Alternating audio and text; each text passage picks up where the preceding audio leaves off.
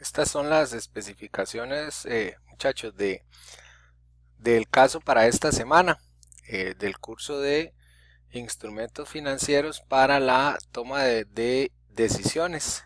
El caso lo vamos a desarrollar durante las semanas 5 y 6 y dentro de los aspectos más importantes que tienen que considerar están los siguientes. Dentro de los aspectos de forma está el estudio de los capítulos del libro de texto de Body, que son los que corresponden a este curso, y además una serie de material relacionado sobre dos tópicos relevantes que vamos a abordar. El tema de finanzas conductuales, que es un tema muy en moda, por lo menos de unos 10 años para acá, en el mundo financiero a partir de la crisis subprime en 2008, y el tema de los commodities. Algunos de ustedes tienen en sus portafolios commodities, de tal forma que los aprendizajes del caso les van a servir. Yo les estoy facilitando también una serie de artículos del New York Times, de algunos sitios en blog, que tiene que ver con el tema de los commodities en un periodo de tiempo particular del 2008 a más o menos el 2011. Entonces también los invito, además de leer los capítulos del libro y los artículos que están en la sección de bibliografía, eh, que lean estos artículos relacionados con los commodities. Con respecto a los aspectos de forma tenemos los siguientes. El primero dice, describa las principales relaciones o vinculaciones que tienen las finanzas de la conducta o las finanzas conductuales con el mundo de las inversiones financieras tradicionales. Entonces, aquí lo que uno esperaría es saber una descripción de diversos aspectos en donde ustedes consideren que el mundo financiero conductual se relaciona con el mundo de las inversiones financieras tradicionales, en algunos de los componentes. La pregunta número 2 dice, identifique cuáles son las principales diferencias entre las finanzas de las conductas y los modelos financieros tradicionales. Entonces, si en la primera yo necesito ver relaciones o vinculaciones, en esta lo que quiero identificar son diferencias. Entonces, esta también es importante. Por eso resulta claro o clave tener, tener bien comprendido eh, cuáles son los postulados o cuál es el core de lo que las finanzas de la conducta evalúan. En el punto número 3 hay un paper, un par de artículos relacionados con el TEC, relacionados con las finanzas de las conductas, y hay un paper sobre el diseño de estrategias de inversión de JP Morgan, que es un banco de inversión en Estados Unidos, que emplea o que utiliza los principales insumos de las finanzas de la conducta. Entonces yo lo que quiero con este punto 3, a partir de la lectura de esos papers, es que ustedes me digan cuáles son los aspectos que de las finanzas de la conducta deben de ser considerados en el diseño de estrategias de inversión. Entonces ustedes van a enumerar esos aspectos y me los van a explicar. El punto número 4 es un análisis histórico de un periodo en particular que a nivel del mundo financiero, específicamente en commodities, fue de una enorme trascendencia mundial.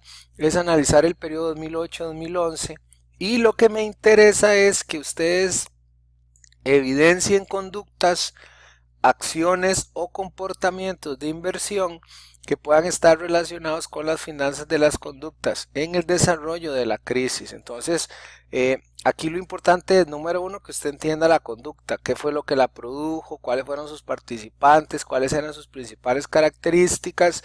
Una vez que usted logra entender de qué trató la crisis, me hagan una vinculación entre la crisis y cómo las conductas o las acciones que se presentaron pues se relacionan con las finanzas de la conducta. Dice desde todo punto de vista, es decir, desde todos los participantes de la crisis, desde inversionistas, desde la operación de los mercados, desde los traders o las personas que ejecutaban las operaciones, entre otros pueden incluir el gobierno, que en algunos países fue un actor muy relevante, ya sea en la promoción de la crisis o en la contención de ella misma. Dice que los identifique y que los explique, y en la medida de lo posible, esta parte es muy importante, que den ejemplos para que quede más claro lo que ustedes están diciendo. El punto número 5 dice, identifique y analice cuáles son los principales elementos que debe de considerarse en el diseño de estrategias de inversión en commodities, considerando aquellos aspectos diferenciadores entre invertir en commodities e invertir en activos financieros. Muchos de ustedes en el diseño de su portafolio de inversión ya se han dado cuenta a partir de la evolución de los instrumentos que no es lo mismo una inversión en arroz o en petróleo o en café que una inversión en una acción. Entonces yo necesito que me digan cuáles son esos elementos que ustedes consideran que deben de considerarse, valga la redundancia, en el diseño de estrategias. Sobre todo entendiendo que invertir en ambas tiene considerandos diferentes. En la pregunta número 6 es un tema muy importante en la actualidad. Actualmente, y ahí les estoy poniendo un artículo, se discute en la Asamblea Legislativa la posibilidad de que haya un retiro del 100% del ROP, que es el régimen obligatorio de pensiones de las cuentas individuales que cada uno de nosotros tiene.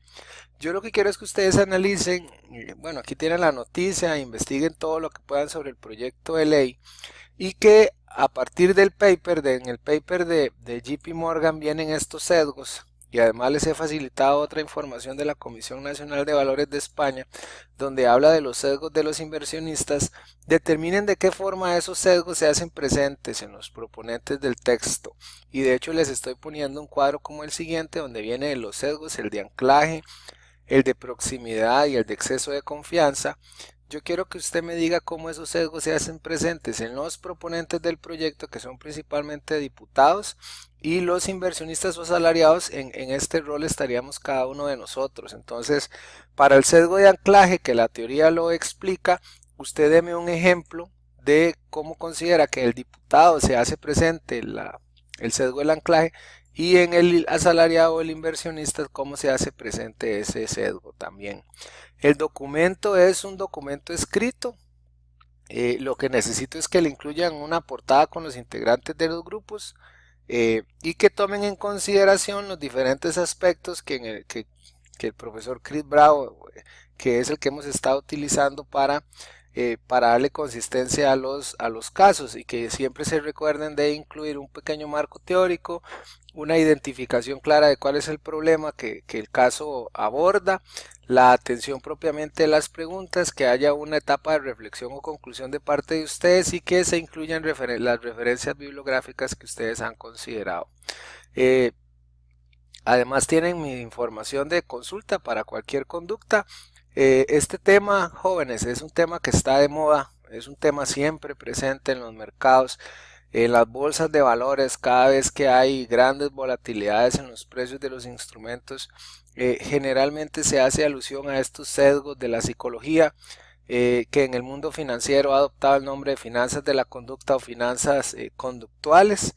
Entonces, a través del desarrollo de este caso vamos a compartir los conocimientos de este tema, vamos a aprender de los sesgos, vamos a aprender como inversionistas cómo podríamos gestionar esos sesgos para tomar buenas decisiones de inversión. Éxitos en el caso y que estén muy bien.